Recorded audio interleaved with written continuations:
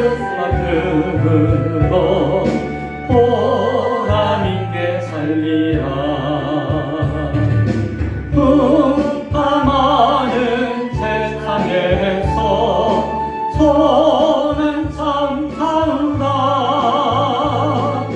생명신의 흐르는 곳 길이 함께 살리라.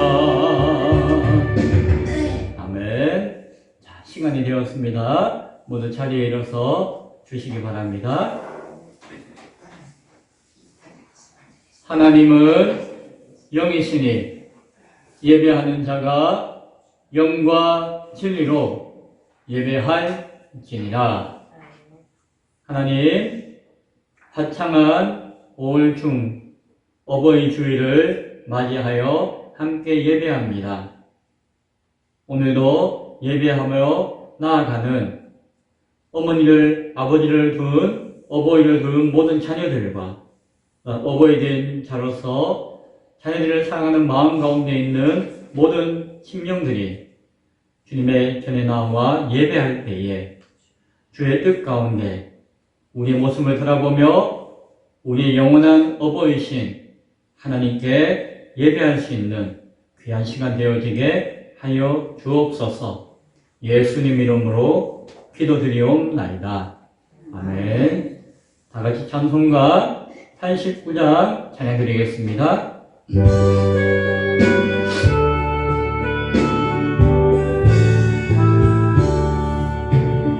샤론의 꽃 예수 나의 마음에 거룩하고 아름답게 비소서. 내 생명이 참 사랑의 향기로 간대마다 풍겨나게 하소서. 예수 샤론의 꽃 나의 맘의 사랑으로 피소서. 샤론의 꽃 예수 이 세상에서 어느 꽃과 비교할 수 있으랴. 나의 삶의 한결같은 은혜와 사랑으로 가득하게 하소서. 예수 샤론의 꽃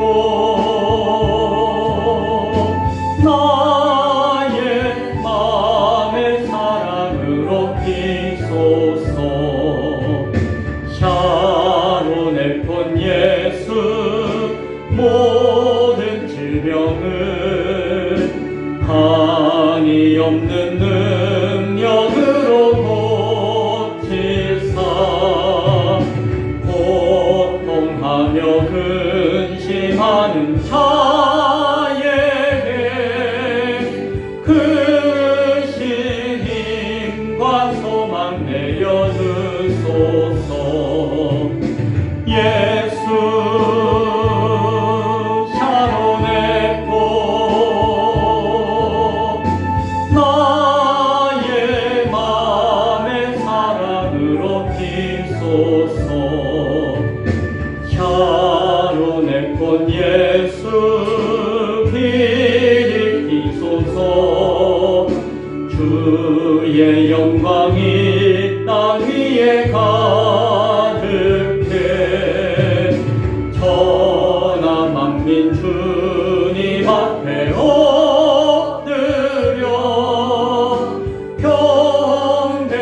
경배하며 영광 돌릴 때까지. 예수 샤론의 꽃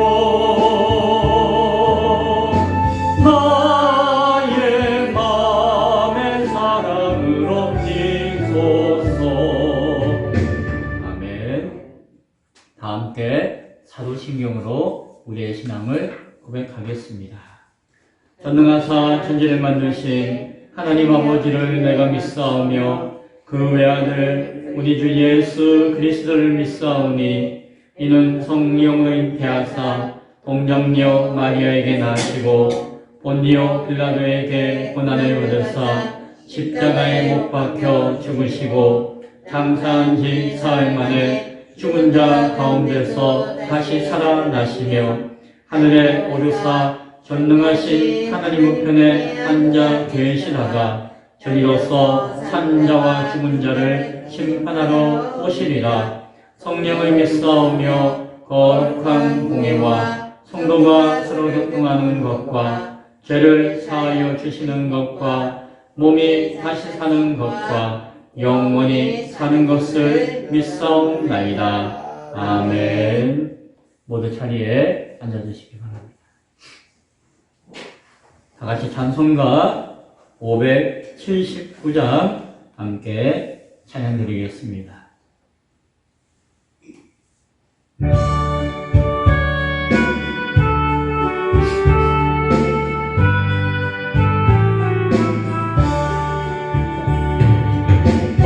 어머니의 넓은 사랑 귀하고도 귀하다. 그 사랑이 언제든지 나를 감싸줍니다. 내가 울 때 어머니는 주께 기도드리고 내가 기뻐 웃을 때에 찬송 부르십니다. 아침 저녁 읽으시던 어머니의 성경책 손때 남은 구절마다 모습 본 듯합니다.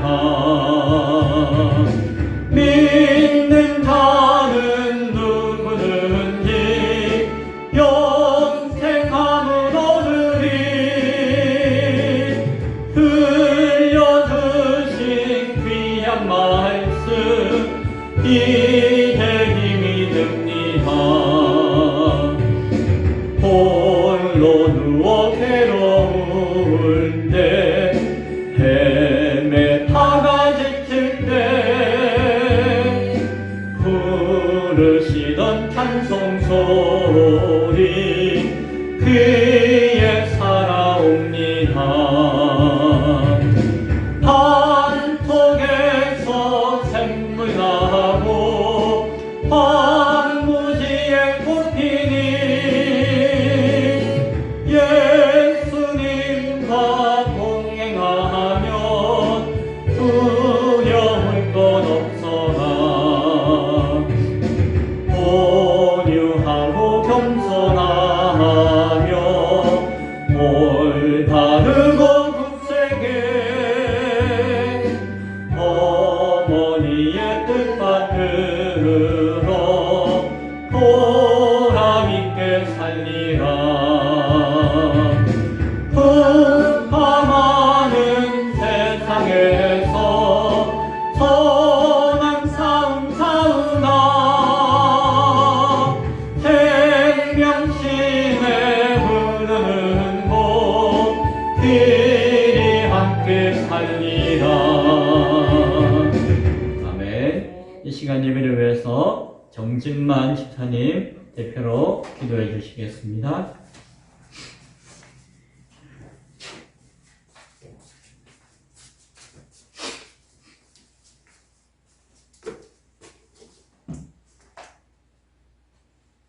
사랑과 은혜가 충만한 사랑이신 하나님, 한 주간도 보호해주시고 은혜 가운데 살게 하여 주소서. 거룩한 주일날에 예배드릴 수 있게 하여 주신 아버지께 감사와 영광 올려드립니다. 지난 한 주간 동안 성경을 주로 마음으로 긴 기회가 알고 진지 물으신지 이 시험을 고백합니다. 이 시간 주님께 나와서 이해하여 봉사해 주시옵소서. 우리에게는 시험을 인도하시며 인도하여 주신 하나님 아버지가 감사드립니다. 저희 주님의 기회가 너무 찬양하기 위해서야 끊이지 않게 하여 주시고 많은 영혼을 구하는 기회가 될 수 있게 도와주시옵소서.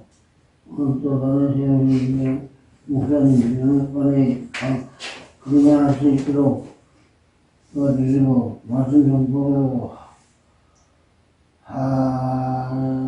하는데 능히 얻어하여 주소서. 모든 성도들에게 말씀이 집중하여 시간 깨닫게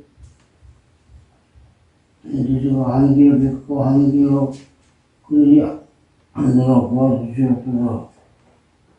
이 시간 모든 영혼 하나님께 올려드리기를 원합니다. 하나님 많으신 우리 주 예수 그리스도 이름으로 기도드립니다. 아멘. 아멘.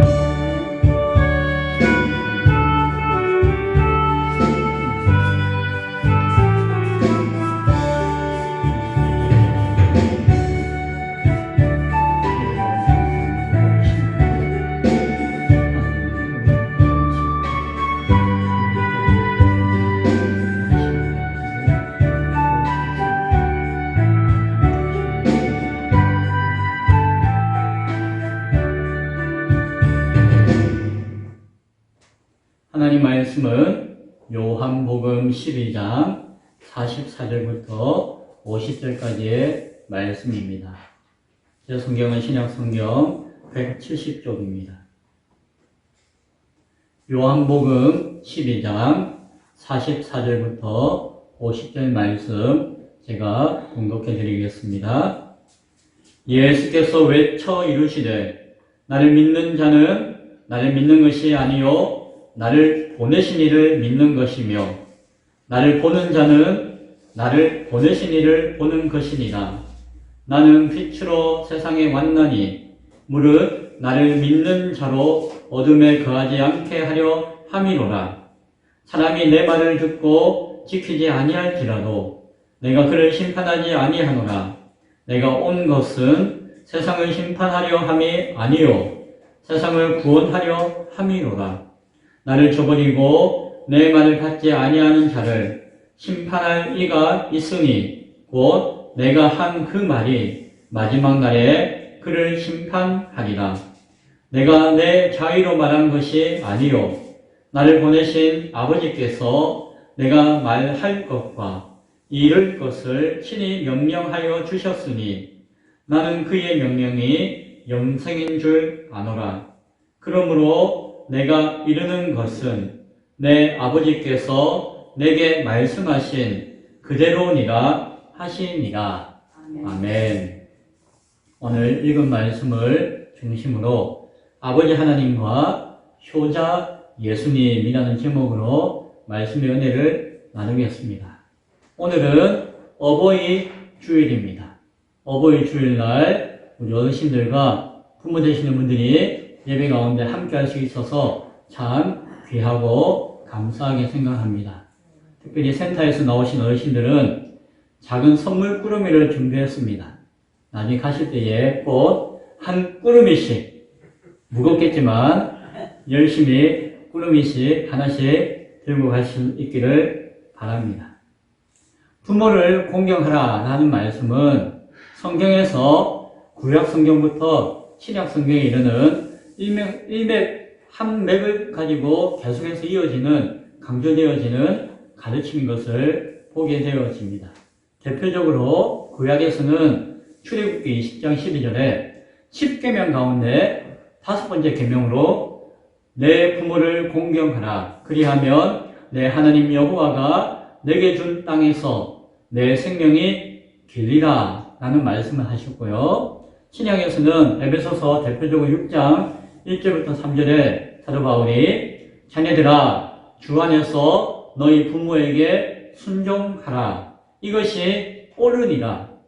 내 아버지와 어머니를 공경하라. 이것은 약속이 있는 첫 계명이니 이로써 내가 잘되고 땅에서 장수하리라 라고 말씀해요. 구약에 있는 가르침이 신약에서도 변함없이 이어지고 있는 것을 우리는 잘 알 수가 있습니다. 누가 이렇게 물을 수 있어요.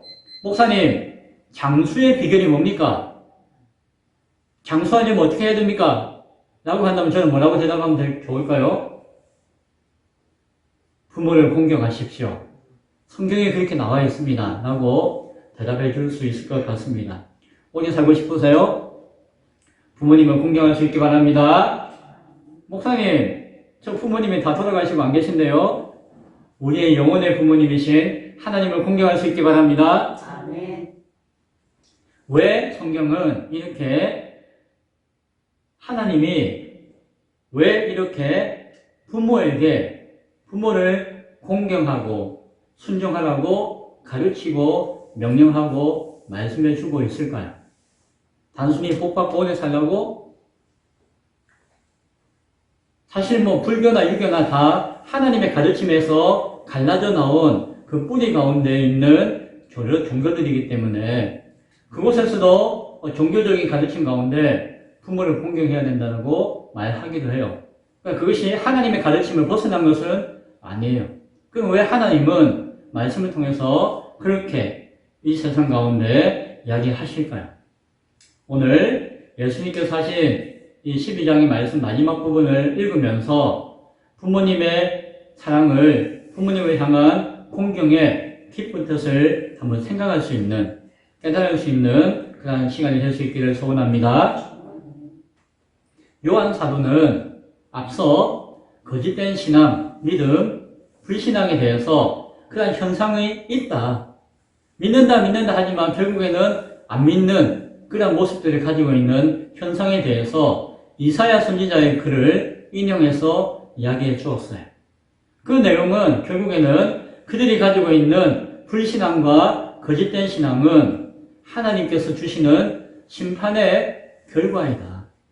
내가 예수님 안 믿고 하나님 안 믿는 것은 내가 안 믿어서 죄가 될 수도 있겠지만 결국 그 자체는 이미 하나님이 그 사람을 향한 심판하신 결과로서 그러한 모습을 믿는다 해놓고 결국에는 안 믿는 것.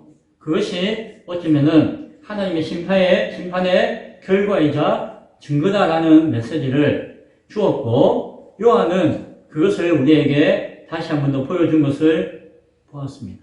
지난주에는 바울 사도도 마지막 선교지에서 그런 메시지를 우리에게 전해준 것도 살펴보았죠. 오늘 이제 참된 믿음 가운데 그 핵심이 무엇인가를, 그리고 하나님의 심판을 어떻게 준비할 것인가에 대한 중간 정리로서 12장까지 앞서 있는 요한복음의 모든 말씀의 중간 정리로서 오늘 예수님께서 이 말씀을 해주십니다. 중요할까요? 중요하지 않을까요? 중요해요. 그래서 강조하세요. 강조. 예수님께서 소리쳐 말씀하셨습니다. 예수님이 막 소리 함부로 치는 분 아니시거든요. 그런데 오늘 성경을 보니까 소리쳤다고 해요. 외쳐서 하신 말씀이에요. 왜? 중요하기 때문에. 그리고 같은 내용을 두 번이나 반복해서 설명해요. 왜 두 번이나 이야기할까요? 중요하기 때문에. 나를 믿는 자는 나를 믿는 것이 아니요, 나를 보내시니 누구예요? 아버지 하나님을 믿는 것이며, 나를 보는 자는, 예수를 본다는 것은 빤히 쳐다보는 걸 이야기하는 것이 아니라 예수를 믿는다는 이야기예요. 다른 표현이에요. 나를 보는 자는 나를 보내신 이를 보는 것이다. 똑같은 말을 두 번 반복하는 거예요. 무엇이에요? 예수를 믿습니다라고 하는 것은 결국 하나님을 믿는 것이고, 또한 예수를 안 믿는다는 것은 결국 무엇이에요? 나를 보내신, 예수님을 보내신 창조주 하나님을 거절하고 안 믿는 것과 같다는 이야기를 강조해서 말씀해 주고 계세요. 이어지는 말씀으로 나는 빛으로 세상에 왔나니 무릇 나를 믿는 자는 어둠에 거하지 않게 하려 함이로라. 사람이 내 말을 듣고 지키지 아니할지라도 내가 그를 심판하지 아니하노라. 내가 온 것은 세상을 심판하려 함이 아니요 세상을 구원하려 함이로라. 나를 쳐버리고 내 말을 받지 아니하는 자를 심판할 이가 있으니 곧 내가 한 그 말이 마지막 날에 그를 심판하니라. 이 말씀 읽는 가운데 잘못 오해하면은 예수님의 말을 안 듣고 안 지켜도 심판 안 받는다는 이야기로 들리는 수도 있어요. 그러나 예수님이 사람이 내 말을 듣고 지키지 아니할지라도 내가 그를 심판하지 아니하노라라고 하는 것은 그가 심판 안 받는다는 이야기가 아니라 무엇이에요? 예수님이 이 땅에 오신 이유는 그러한 모든 자들을 심판하기 위해서 온 것만이 아니라는 이야기를 강조하시는 것이에요. 그들은 누가 심판하나요? 아버지께 달린 것이다 라는 것이에요. 그러면 예수님은요? 예수님은 아버지께서 그렇게 못되고 믿지 않고 고집 피우는 사람들을 구원하기 위해서 오신 것이에요. 그들이 죄인이었기 때문에 하나님도 몰라, 예수님도 몰라, 나는 내 멋대로 살 거야 고집 피우는 그 사람들을 불쌍히 여기시고 구원하시기 위해서 예수님을 보내신 것이지 그들을 미워서 막 심판해서 때려잡으려고 보내신 것이 아니라는 것이에요. 그 말씀이에요. 그러나 끝까지 예수를 부인하고 믿지 않고 하나님을 거절하는 사람은 당연히 심판을 당하죠. 여기서 심판은 불법과 불순종과 불의에 대한 징벌의 심판이죠. 그것은 누구에게 달렸다? 아버지 하나님의 뜻에 달린 것이다 라는 이야기를 예수님이 해주시는 것이에요. 그래서 심판할 이는 따로 계시다. 그러나 하나님이 심판하실 때에 하나님이 그 기준을 무엇을 가지고 하신다? 예수님을 통해서 전하신 복음과 말씀이 그 심판의 기준이 되신다는 거예요. 예수님은 구원하고 살리러 오셨어요. 그럼 어떻게 해요? 나를 믿고 하나님의 뜻을 깨닫고 하나님을 믿으면 구원을 받습니다. 죄의 문제가 해결되어집니다. 라고 말씀하셨잖아요. 이 말씀이 하나님이 주시는 심판의 기준이 되신다는 거예요. 예수님이 하신 말씀은 따로 있고 하나님은 심판의 기준이 따로 있는 것이 아니라 예수님을 보내어서 구원하시고자 하셨지만 그래서 말씀하셨지만 그 말씀을 거절하는 사람은 그것 때문에 심판을 하나님이 하신다는 거예요. 그래서 심판의 주인은 하나님이시고 그러나 그들을 구원하시고자 하는 사명 가운데 오셨고 다시 오실 때는 그 하나님의 뜻을 이루고자 하는 순종함으로 예수님이 심판주가 되신다. 그 말은 심판의 기준은 하나님이시지만 이 땅 가운데 심판하시는 심부름꾼으로 재판장으로는 예수님이 다시 오신다라고 하는 것이 예수님의 뜻이고 말씀이에요. 구원의 사명으로 오신 예수님은 항상 그 마음에 무슨 마음이 있었다고요? 어떻게 하면 저 영혼 살릴 것인가? 어떻게 하면은 구원할 것인가? 어떻게 하면은 아버지의 이름으로 용서를 베풀 것인가? 라고 하는 것이 예수님의 마음이었어요. 언제까지요? 지금도. 그 다음 예수님의 마음을 잘 기억할 수 있기 바랍니다. 심지어는 예수님 미워요. 예수님을 거절하는 사람들조차도 예수님은 그들을 사랑하시고 구원하시고자 하는 마음을 가지고 계시다는 것이에요. 하지만 하나님의 창조의 계획 가운데 인간을 만드신 뜻 가운데 그리고 범죄한 인간을 구원하시고자 하는 구원의 계획 가운데는 그 예수님의 사랑의 손길을 은혜의 말씀을 거절하는 자에 대해서는 입을 벌려가지고 억지로 넘어주고 머리를 갈라가지고 그 안에 예수님을 억지로 집어넣어주는 것이 아니라 그가 가지고 있는 인격과 그가 가지고 있는 의지와 그가 가지고 있는 생각 가운데서 거절하는 것은 억지로 강요하지는 않으신다는 것이에요. 그래서 끝까지 믿지 않고 몰라요 하고 거절하는 사람은 그 자체가 이미 심판이다 라고 말씀을 하고 있는 것입니다. 선한 목자가 아무리 이리 오너라 라고 하더라도 네 하고 쫓아오는 양이 그 주인의 양이지만 그 주인의 양이 아닌 양은 뭐예요? 주인이 와서 이리 오너라 해도 밥 줄게 이리 오너라 해도 몰라요. 그 음성을 못 알아본다는 것이. 끝까지 믿지 않거나 믿는 척 하면서도 결국에는 믿지 않는 자들의 모습은 이미 그 자체가 심판의 결과이고 증거라고 하는 사실을 이사야 선지자가 말씀했고 요한이 바울이 확인하며 판단하고 있는 것을 잘 깨달을 수 있기 바랍니다. 이것은 오늘 이 시간의 이야기가 아니라 처음부터 예수님이 하나님 뜻 가운데 가지고 계신 생각이었어요. 요한복음 3장에 니고데모라고 하는 관원이 예수님을 찾아와가지고 구원이 뭘까요? 영생이 뭘까요? 하고 물었어요. 그때 예수님이 하신 이야기도 오늘 하신 말씀과 별반 다를 바가 없어요. 제가 한번 들려드릴게 잘 들으시기 바랍니다. 요한복음 3장 16절부터 18절에 있는 말씀이에요. 하나님이 세상을 이처럼 사랑하사 독생자 예수를 주셨으니 이는 그 예수를 믿는 자마다 멸망하지 않고 영원한 생명을 구원을 얻게 하려 하심이라. 하나님이 그 아들 예수를 세상에 보내신 것은 세상을 심판하려고 하는 것이 아니요 그 예수로 말미암아 세상이 구원을 받게 하려 하심이라. 그 아들 예수를 믿는 자는 심판을 받지 아니하는 것이요 믿지 아니하는 자는 하나님 독생자 이름을 믿지 않기 때문에 예수를 믿지 않기 때문에 벌써 심판을 이미 받은 것이다 라고 예수님이 말씀해 주셨어요. 이어서 하는 이야기는 무엇이에요? 정죄는 이것이니 그 심판의 형벌 받는 모습은 이것이니 곧 빛이 세상에 왔을 때 사람들이 자기가 행위가 자기 모습이 악하기 때문에 빛보다는 어둠을 더 사랑한 것이다. 예수님이 빛으로 왔는데 그 모습이 악하기 때문에 그 빛 가운데 갈 수가 있다 없다? 안 간다는 거예요. 왜요? 환한 빛에 있으면 자기 추하고 더러운 거 다 드러나니까 자기 악한 본성을 감추고 그대로 살고 싶으니까 어둠 속으로 기어 들어간다는 것이 자꾸. 불을 탁 켜면은 바퀴벌레가 어떻게 해요? 뭐 구멍으로 슉 하잖아요. 자기의 더러운 존재를 숨기려고.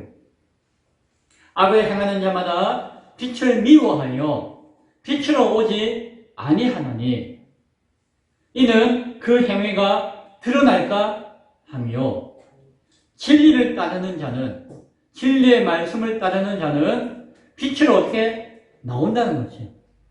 빛으로 나오나니 이는 그 행위가 하나님 안에서 행한 것인 것을 나타내려 함이라. 하나님 앞에 그 빛 가운데 진리 가운데 내가 부끄럽지 않기 때문에 당당하게 예수님께 나올 수 있다는 것이.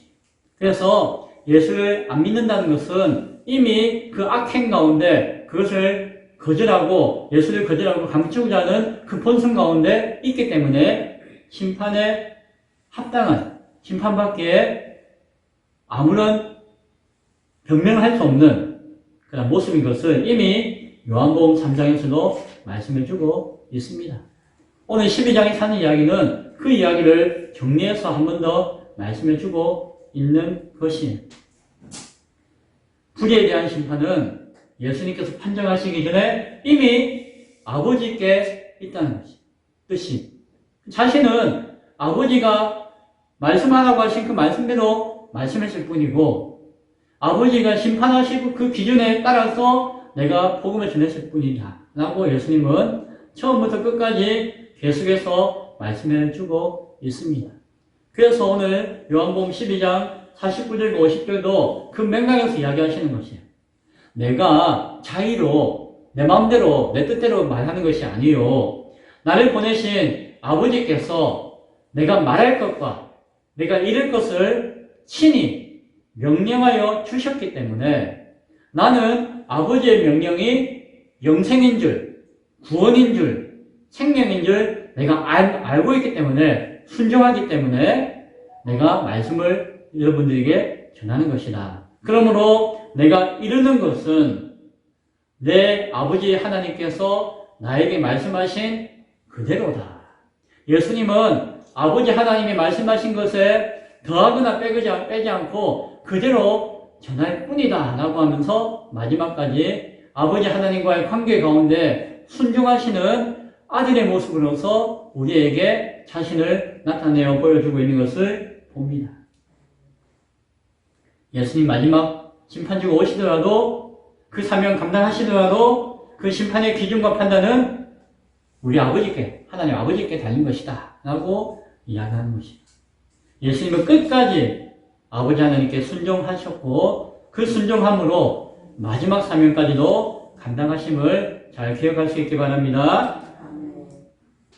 그런데 오늘 읽었던 이 본문을 어버이 주일을 맞이하면서 한번 생각하기 원하는 것은 예수님이 보여주신 아버지 하나님을 향한 절대적인 철저한 사랑과 순종의 모습과 그 관계를 우리가 볼 수 있잖아요. 그것이 예수님의 처음부터 마지막까지의 사명과 모습이었어요. 그것을 통해서 우리는 앞서 이야기했듯이 왜 부모를 공경해야 되는가? 성경이 왜 부모를 공경하라고 우리에게 가르치고 강조하는가에 대한 뜻을, 성경적인 이유를 우리가 바라볼 수 있기를 원합니다. 한 5가지 관점에서 생각해 볼 수 있기 원합니다. 하나는 부모 공경의 본질이 사랑 안에서의 순종입니다. 부모 공경의 본질은 사랑 안에서의 순종입니다. 예수님이 아버지 하나님 앞에 순종하실 때에 무조건 복종하셨나요? 예수님 하나님 아버지가 뭐라고 말씀하시든 안 하시든 그 듣든 안 듣든 그냥 무조건 예 하고 복종하셨나요? 그게 아니라는 것이에요. 그거는 순종이 아니에요. 그 바보죠, 바보. 그거 순종이 아니에요. 예수님이 보여주신 순종은 아버지의 마음과 생각을 알고 따랐다는 거예요. 하나님 아버지의 마음이 무엇이고 생각이 무엇이고 계획이 무엇인 것을 다 알고 그 가운데 순종하신 것이에요. 그래서 마치 로봇을 조작해가지고 무조건 따라가 띠디디디 입력해가지고 그대로 하는 것과는 전혀 다른 것이다 라고 하는 것이에요. 깊이 아버지를 사랑하셨어요. 그 사랑하심으로 말미암아 순종하신 것이에요. 예수님이 보여주신 그 순종은 무엇이다? 아버지를 깊이 사랑하고 아버지의 뜻을, 마음을 알고 따르고 순종하신 것이에요. 이것이 뭐다? 부모 공경의 핵심이라는 것이에요. 우리가 부모님을 공경한다, 흔히 효도한다, 사랑한다라고 할 때에 그것이 하기 싫은데 억지로 하면은 잘한 거예요, 못한 거예요? 아니죠. 하나님을 사랑하고 순종하는 것을 억지로 하는 것이 신앙이에요? 예수님은 그렇게 안 하셨어요. 우리도 하나님 믿고 예수님 믿을 때 억지로 하면 될까요? 아이고, 이거 목사님이 예배 안 드리고 말씀 안 보고 기도 안 하면 막 저주라도 내릴 것 같고 그래서 억지로 하는 분 계세요? 그건 믿음 아니에요. 부모를 사랑하는 것도 공경하는 것도 그와 같아요. 예의상 형식적으로 내 부모니까 아니면은 함부로 대하면 주변 사람들이 막 눈치 주고 저 호로 나쁜 이렇게 욕할까봐 행하는 척하는 거 그게 부모를 공경하는 것이 아니라는 것이에요.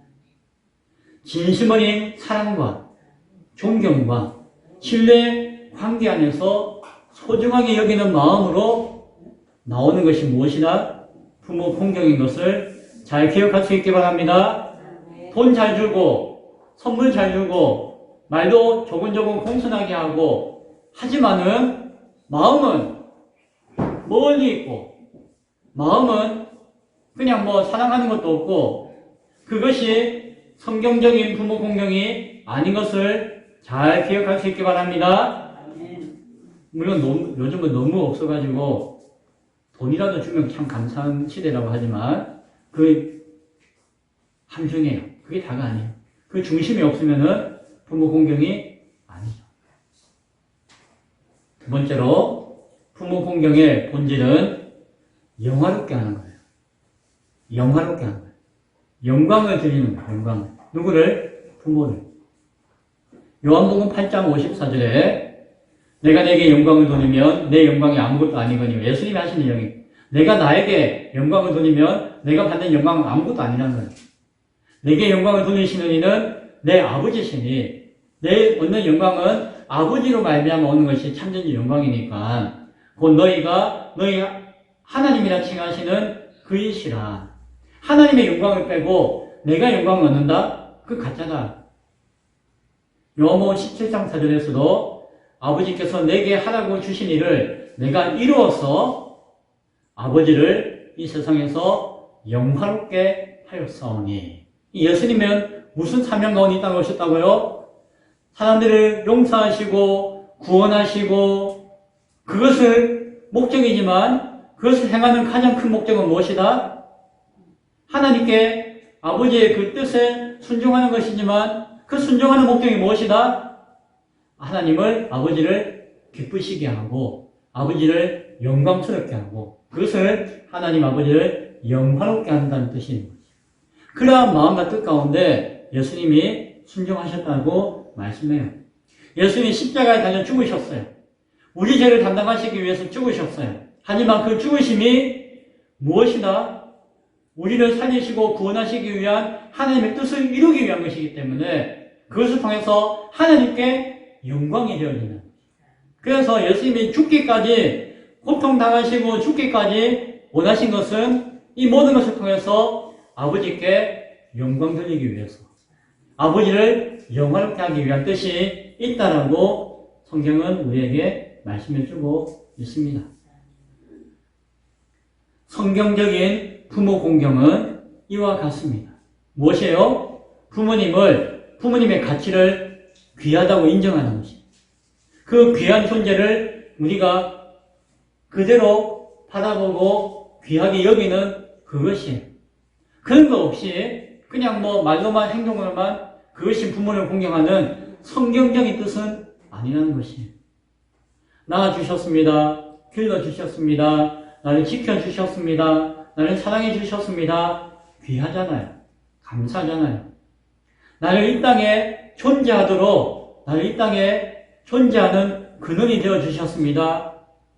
내가 이렇게 사람 노릇하는 것은 나를 사람 되게 하셨기 때문에 그래서 나를 낳아가지고 저 계집에 넣거나 돼지 우리에 던진 것이 아니라 사람 사는 집에 낳아서 사람 사는 먹고 사는 모습을 보여주셨기 때문에 사람 되게 하셨기 때문에 감사합니다. 라는 마음을 중심으로 가지는 것입니다. 그래서 또한 그 부모를 부끄럽게 하면 될까요? 안 될까요? 안 되는 거예요. 왜? 귀하고 존귀한 분을 신력이나 부끄럽게 해서는 안 된다는 것이에요. 그리고 부모님의 부끄러운 상황 가운데 있는 것을 내가 웃고 떠들면 될까요? 안 된다는 것이에요. 그 존귀함이, 존엄함이 잘 지켜질 수 있도록 보호하는 것이 또한 부모를 공경하는 자의 모습이에요. 그렇게 살아가는 것, 그렇게 감사하는 것이 부모를 영화롭게 하는 것인 줄로 기억할 수 있기 바랍니다. 그것이 성경적인 부모 공경의 뜻이에요. 세 번째로 부모 공경의 본질은 희생과 책임이에요. 예수님은 하나님 아버지 뜻에 순종하기 위해서 자기 책임을 다하셨어요. 얼마만큼? 자기 사명으로 자기 생명을 내어놓을 만큼. 십자가에 달려 죽을 만큼 자기 책임을 다하셨어요. 자신의 이 땅에 성유신하신 그 인생을 아버지의 뜻 가운데 드리셨어요. 하나님 아버지의 뜻에 순종하기 위해서. 그 사명의 책임을 끝까지 감당하셨어요. 예수님은 하나님 아버지께만 그런 것이 아니라 자신을 낳아주신 어머니 마리아에 통해서도 지극한 마음을 가지셨어요. 그 사실도 알아야 돼요. 예수님은 하나님이시지만 하나님의 모습으로 이 땅에 오셨지만 동시에 인간의 몸을 오셨기 때문에 인간의 부모가 있었어요. 요셉과 마리아가 있었죠. 예수님은 나는 하나님이다. 아이고 나를 낳아줬다 하더라도 하찮은 인간인데 라고 하는 생각을 가진 적이 없으셨고 인간의 몸으로 오셨기 때문에 인간의 몸으로 나오신 그 부모를 귀하게 여기셨어요. 십자가에 달려 죽으시는 순간에 예수님이 많은 말씀하셨지만 마지막 순간에 자기의 아들로서의 책임을 생각하셨어요. 그래서 뭐라고 했어요? 요한복음에 보면은 19장에 보면은 마지막 십자가의 고통 가운데 죽기 직전에 땅에서 자신을 바라보며 울부짖는 자신의 어머니 마리아를 바라보셨어요. 나는 지금 하늘의 사명 감당하기 바쁘고 하나님으로서 역할 감당하기 바쁘기 때문에 정신없다라고 하지 않고 마지막 순간 자신의 모친 어머니를 바라보셨어요. 어머니 보세요. 아들이 여기 있습니다. 나가면서 아들됨을 그 관계를 보여주셨어요. 마지막 순간까지 어머니 마리아를 바라보셨고 부르셨어요. 그리고 그 제자 가운데 한 사람에게 부탁했어요. 뭐라고 부탁했죠? 보라, 이제 나의 어머니 마리아가 이제 너의 어머니다. 무슨 말이에요? 내가 이제 죽고 물론 하나님으로 승천하는 영광 가운데 있겠지만 이 땅에 남겨진 육체의 어머니가 있잖아요. 그 아들로서 자신이 보호하고 지키지 못하는 상황 가운데 자신의 제자에게 부탁하는 거예요. 그래서 성경 보면은 요한복음 19장에 보면은 제자 중에 한 사람이 그 어머니를 이제 자기 집에 모시고 섬겼다라고 이야기해요. 제자가 그 어머니까지도 이제 섬긴 거예요. 보필한 것이 무엇이에요? 예수님이 하나님으로서의 그 사명을 감당하셨지만 마지막까지 아들로서의 책임을 끝까지 버리지 않고 지켰다는 거예요. 하나님이신 예수님마저도 부모를 공경한다는 것은 그 본질이 무엇이라고요? 희생하고 책임지는 것입니다. 네 번째, 부모 공경의 본질은 하나님 질서에 대한 존중이에요. 예수님은 본질상 하나님이셨지만 이 땅에 인간의 몸을 입고 오셨습니다. 이 땅에서 예수님은 이 땅에 주어진 하나님의 질서를 존중하고 순종하셨어요. 하나님이 이 세상을 만드실 때에 아무렇게나 만든 것이 아니라 하나님의 성품과 뜻 가운데 질서 있게 만드셨거든요. 세상을 조화롭게 만드셨어요. 그리고 마지막에 인간을 만드시면서 그 창조의 질서의 중심으로 인간을 세워주셨어요. 인간은 이 땅 가운데 살아갈 때에 하나님의 창조의 질서를 거스리거나 어긋나게 살 수도 없고 그것을 어긋나게 해서도 안 되는 것이에요. 인간이 이 땅 살아가면서 하나님의 창조와 섭리의 질서를 순종하는 사명이 인간에게 있어요. 근데 그 질서의 사명 가운데 무엇이 있다? 부모를 향한 자녀의 공경의 질서가 있다는 것이에요. 인간의 부모인 마리아와 요셉에게 예수님은 순종했다고 했죠. 예수님이 12살쯤 되었을 때에 저 성전에 가가지고 그 종교 지도자들과 토론했어요. 하나님이시기 때문에 어린아이였지만 하나님의 권세와 권위로 하나님 말씀을 가르쳤어요. 그러니까 거기 있는 종교 지도자들이 깜짝 놀라잖아. 12살짜리가 와가지고 아주 신비로운 하나님 말씀을 전하니까. 그래서 그 말씀을 막 서로 주고받으면서 가르쳤어요. 그런데 인간의 부모인 엄마, 아빠 요셉과 마리아는 어땠을까요? 놀라는 거예요. 아니, 내 자식이 어디 있나 하고 찾는 거예요. 말도 안 하고 가가지고 그러고 있으니까. 그래가지고 가가지고 아이고 여기 있냐면서 막 하니까 예수님이 내가 내 아버지의 집에 있어야 할 줄 몰랐습니까?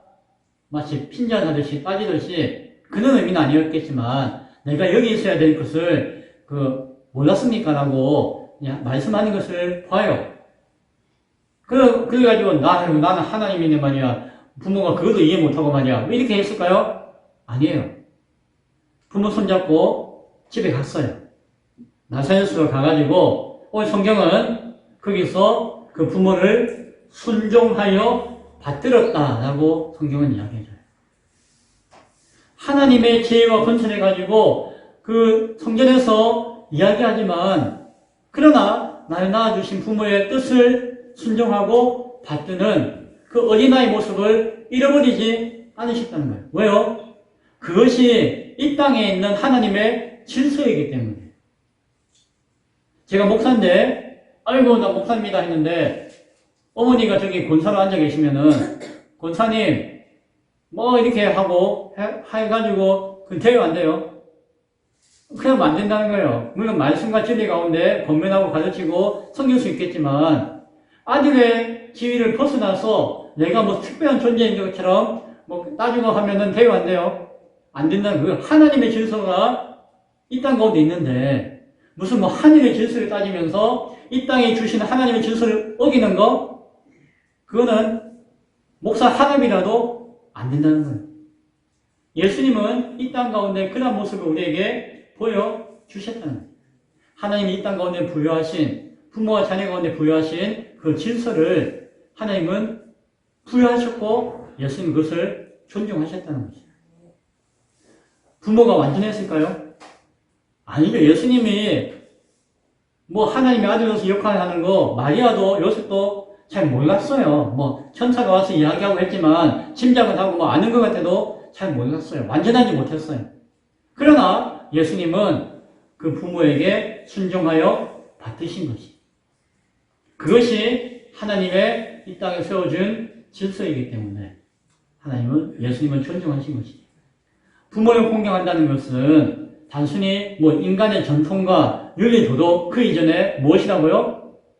하나님의 창조의 원리이고 질서라는 것이에요.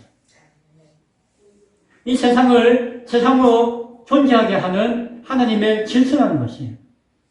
그것을 어기면은, 그것을 무시하면은 세상에 파괴되어지고 세상이 무너진다는 것이에요. 그래서 부모를 공경해야 된다. 십계명에서 직접적으로 기록되어진, 강조되어진 그 말씀이 왜 그렇게 기록되었는가? 잘 기억할 수 있기 바랍니다. 나는 하나님 믿습니다. 난 예수님 믿습니다. 오, 할렐루야, 찬양합니다. 라고 하면서 자기 부모를 공경하지 않는다면, 업신여기고, 저주하고, 미워하고, 깽판치고 한다면은 그 사람 믿음은 진짜일까요? 가짜일까요? 네. 우리는 이제 알아야 돼요. 가짜예요. 목사가 되고 뭐가 되고 하는 게 중요한 것이 아니라 하나님 잘 믿습니다. 40일 금식 기도를 합니다. 뭐 성경을 뭐 백독을 했습니다. 뭐 달달 외웁니다. 아침부터 밤까지 기도합니다. 아무리 믿는 척 하더라도 부모를 향한 온전한 공경의 마음이 없다면은 그 믿음은 가짜예요. 부모를 공경하는 마음은 인간적인 마음이 아니라 무엇이다? 하나님을 향한 신앙과 연결되어 있기 때문에. 마지막 5번째로 중요한 것은 하나님을 공경하는 것이 부모를 공경하는 것보다는 먼저입니다. 부모를 사랑하고 공경하는 그 이유와 근원이 무엇이라고요? 하나님을 사랑하고 공경하는 하나님의 뜻과 계획과 질서 가운데 있는 것이잖아요. 아무리 첫날 만날 뭐 부모를 사랑합니다, 공경합니다 하더라도 하나님의 뜻과 질서를 모르고 무시하면은 부모를 향한 뭐 사랑이나 공경은 또 무엇이나 가짜라는 거예요, 이것도. 예수님은 인간으로서의 부모와 형제를 사랑하셨지만 그 순간순간 하나님의 뜻이 먼저라고 할 때는 하나님께 먼저 순종하셨어요. 때로는 부모 자식, 부모 형제가 섭섭할 수도 있는데 그것보다는 아버지의 뜻이 우선인 것을 우리에게 보여주셨어요. 하나님과의 관계가 끊어지면은 부모, 자식, 형제와의 관계는 아무것도 아니기 때문에 그것마저도 무너지기 때문에 예수님은 무엇이 먼저인지를 아셨던 것이죠. 하나님 믿는 것으로 부모, 형제와의 관계를 무시하는 이야기가 아니죠. 부모를 공경하고 형제를 사랑하는 것도 하나님의 그 뜻 안에서의 질서 가운데 이루어져야 되는 것이죠. 아무리 좋은 것도 지 맘대로 해서는 결국에는 실패하는 것이죠. 귀한 것일수록 그 질서와 기준 가운데서 맞춰서 해야지 끝내 그 가치가 드러날 수가 있는 것이 실패하지 않는 것이 부모님이 예수 믿지 마, 하나님 미워해 라고 가르친다면은 우리는 하나님을 사랑하고 하나님을 믿는 것이 우선되어져야 한다는 것이다. 그것이 부모의 뜻과는 어긋나는 것이라도 그 중요성이 무엇인가를 알고 판단할 수 있어야 합니다. 그것이 결국 그 부모를 공경하는 마지막 모습이 될 수 있기 때문인 것을 잘 기억할 수 있기 바랍니다. 보이는 부모를 공경함으로 말미암아 보이지 않는 아버지 하나님을 공경할 수가 있는 것이에요. 5계명이 부모 공경이 5계명이잖아요. 1계명부터 4계명은 하나님을 공경하라고 하나님을 섬기는 계명이라고 한다면은 6계명부터 10계명은 이웃과 사람들에 대한 우리의 모습과 자세를 이야기하는 것이죠. 그 가운데 무엇이 있죠? 부모를 공경하는 것이죠. 그래서 부모 공경은 하나님 사랑과 이웃 사랑이라고 하는 우리에게 주어진 절대 명령을 중심으로서 그것을 온전하게 하는 가치인 것을 잘 기억할 수 있기 바랍니다. 말씀을 맺고자 합니다. 성자이신 예수님과 성부이신 하나님, 어쩌면은 아버지 하나님과 아들 예수님의 그 관계, 삼위일체적인 관계성은 그 안에서 우리는 부모 공경의 의미를 생각해 볼 수가 있습니다. 인간의 도덕과 윤리 이전에 하나님의 창조 질서와 하나님과 예수님과 성령 안에서 이루어지는 그 사랑과 순종의 그 연합의 신비 가운데 우리 부모를 향한 우리의 모습을 생각할 수가 있습니다. 성자 예수님은 성부 하나님을 영화롭게 하셨어요. 연합과 일치 가운데 드러나는 순종이에요. 성자 예수님은 성부 하나님을 진심으로 사랑하셨어요.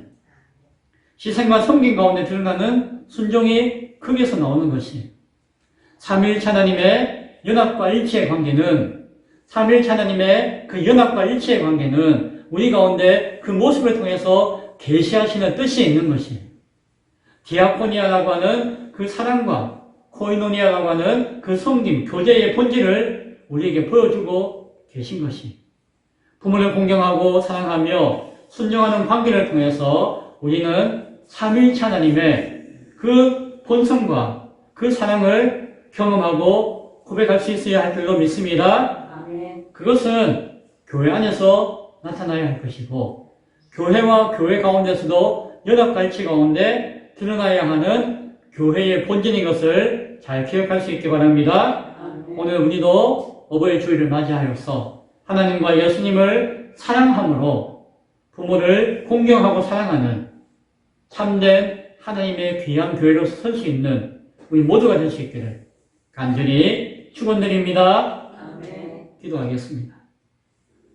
하나님 감사합니다. 어버이 주일을 맞이하여서 아버지 하나님의 뜻과 계획과 하나님의 그 보내신 가운데 절대적으로 순종하시는 예수님의 모습을 바라보았고 그 모습 가운데 부모 공경의 가치를 살펴보았습니다. 부모를 공경한다는 것은 단순히 인간의 관계 가운데 있는 윤리 도덕이 아니라 하나님의 질서이며 하나님을 향한 온전한 우리의 믿음의 고백인 것을 바라봅니다. 세상의 가치가 어떠하든지 믿음의 본질 가운데 부모를 귀하게 여기고 사랑하며 또한 나를 이 땅 가운데 보내어주신 영원하며 완전한 부모 되시는 하나님을 사랑할 수 있는 성도와 교회 되어지도록 주여 붙들어 주옵소서.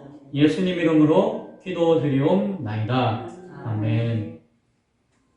다같이 찬송가 559장 찬송 드리며 준비한 헌금 하나님께 드리겠습니다. 559장입니다.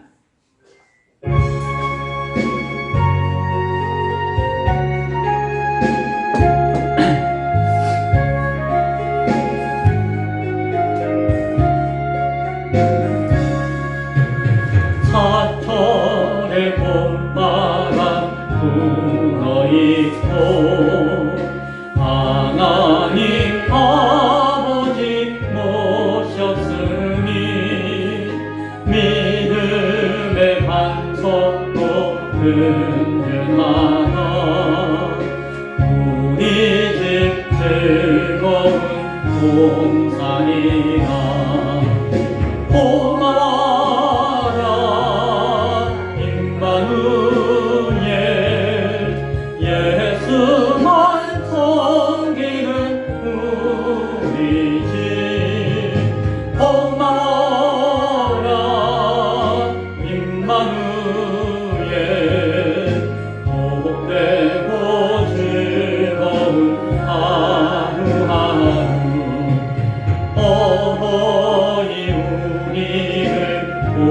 보이시고 동기들 사랑에 뭉쳐있고 기쁨과 서름도 같이 하니 한간의 교사로 천국이라 고마워라 임마누엘 예수만 섬기는 우리 집 고마워라 임마누엘 복되고 즐거운 하루하루 아침과 저녁에 수고하여 다같이 일하는 온 식구가 한 상에 둘러서 먹고 마셔 우리가 우리의 나원이나 고마워라 임마누엘 예수만 섬기는 우리 집 고마워라 임마누엘 복되고 즐거운 하루하루 부모가 되고 부모를 섬기는 복을 주셔서 감사합니다. 항상 지키시고 보호해 주신 하나님께 감사드립니다. 감사헌금 드렸습니다. 주일헌금 약속분대로 하나님 앞에 드렸습니다. 태신자 작정 명단 하나님 앞에 드렸습니다. 기도하겠습니다. 하나님 감사합니다. 내가 하나님을 향한 온전한 믿음의 고백 가운데 하나님을 공경하는 온전한 믿음의 고백 가운데 오늘도 귀한 헌물을 드린 손길을 기억하여 주옵소서. 내 물질의 전부가 주의 것인 것을 고백하는 믿음 가운데 하나님 앞에 드린 물질이옵나니 이 가운데 축복하셔서 하나님의 선을 이룰 수 있는 값진 물질로 사용하여 주옵소서. 내 심령 가운데 품고 그 영혼을 위해서 기도하기 원하는 주의 명령 가운데 순종하는 믿음 가운데 태신자를 작정하여 그 명단을 주님 앞에 드렸습니다.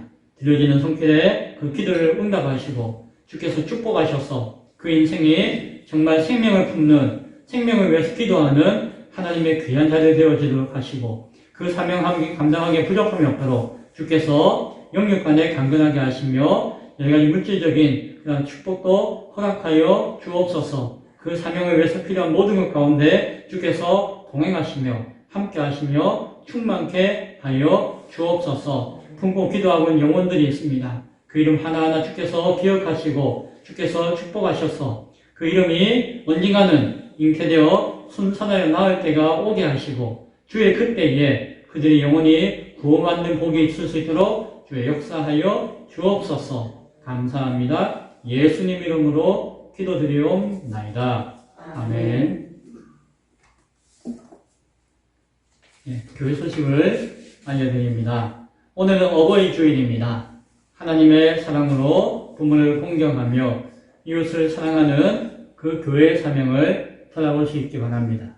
내 부모가 먼저 떠나셨으면은 그 부모의 영혼을 죽게 맡기며 주님 앞에, 하나님 앞에 더욱더 하나님을 내 부모로 여기며 더욱더 사랑을 고백할 수 있는 모두가 될 수 있기를 바랍니다.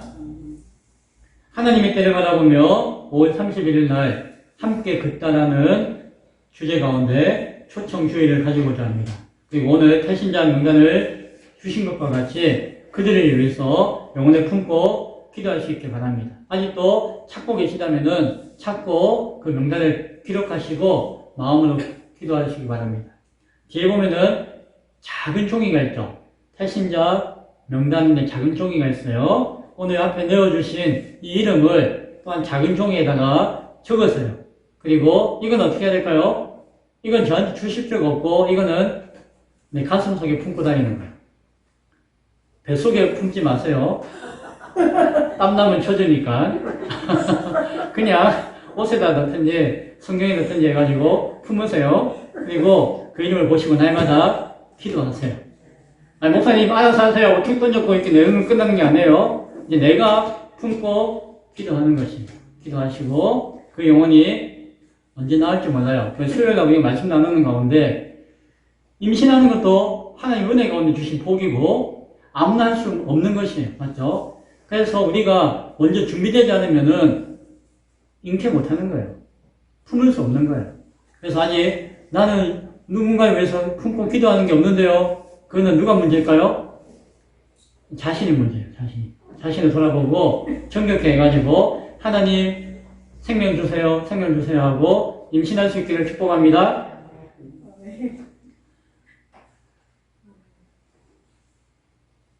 5월 17일 날 16일날 선한목자교회 전도팀이 와가지고 전도하죠. 지금 계획은 세 팀으로 나눠가지고 한 팀은 성미아파트 저기 순복음교회가 그날 우리와 같이 두 교회가 하는데 순복음교회가 강을 건너가지고 우리 송정이가 오고 싶대요. 전도하러. 오지 말라고 할 수 없잖아요. 맞죠? 다 전도하면 좋으니까. 그런데 또 뭐 한 집에 두 교회가 막 전도하면 좀 그렇잖아요. 그래서 제가 오시는 거 환영입니다. 그런데 복잡하면 안 되니까 우리 백일동은 기쁨의 교회가 전도하고 백이동은 순복음교회에서 전도하면 좋겠습니다 하니까 그렇게 하자고 하시더라고요. 그래서 한 팀은 백일동과 성원아파트 1, 2동 정도를 한 팀이 전도할 거예요. 그리고 한 팀은 여기 주택단지 많잖아요. 여기 주택이 한 100가구 되잖아요. 거의 사람이 없어요. 그래도 똑똑하고 선물도 주고 하는 그것을 이제 한 팀이 성원아파트 한 3동, 4동하고 1주택을 한 팀이 하고 이번에 우리도 강을 건너려고요. 우리 작년에는 강 안 건너는데 이번에 강을 건너가지고 진부 시내에 있는 가게들, 상가들 찾아가 문 다 열려있잖아요. 맞죠? 가가지고 우리 선물 주고 기쁨의 교회에서 왔습니다. 인사하는 그 일을 한 팀이 하려고 해요. 그래서 세 팀으로 나눠서 같이 하고자 하니까 우리 교회 그날 오실 거잖아요. 맞죠? 다 오실 거잖아요. 그러면 내가 어디 가서 같이 하고 싶습니다 생각하시면은 그분들을 인도해가지고 같이 전도하는 날을 토요일날 가질 거예요. 뭐 몇 시간 할까요? 딱 2시간만 할 거예요. 그러니까 많이 하고 싶어도 못해요. 딱 2시간만 할 수 있으니까 열심히 2시간 동안 전도하고 우리 교회 소식 알리고 해가지고 그러면은 그분 가운데 하나님 예배하신 분 가운데 교회 오고 싶은 마음이 드는 분이 있을까요? 없을까요? 있을 수 있잖아요. 그러면 그분들은 31일날 오시는 것이 아니라 언제 와야 돼요? 17일날 오시면 되는 거예요. 17일날 오면은 그날도 우리가 초청하는 거죠. 그래서 우리가 선물도 나눠줄 거예요. 그날도. 그래서 그날 오시는 분들은 어르신들도 그날 오시면 선물 줄게요. 친구 데리고 오세요. 친구. 옆집에 할머니, 옆집에 할아버지, 남자친구, 여자친구 데리고 오시면은 선물 드릴게요. 그래서 17일도 우리가 초청해서 선물 드리는 날을 가질 것이고 그날도 태신자 품고 있는 사람도 만나면 좋죠. 그래서 31일은 원래 계획되었으니까 31일도 초청하는 거예요. 그럼 뭐 17일 오신 분 선물 주면은 31일은 입 닥칩니까? 아니에요. 그때는 또 다른 선물을 드릴 것이에요. 많은 선물은 아니지만 우리 마음이잖아요.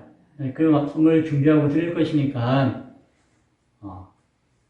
선물이 있을 때 와야 돼요.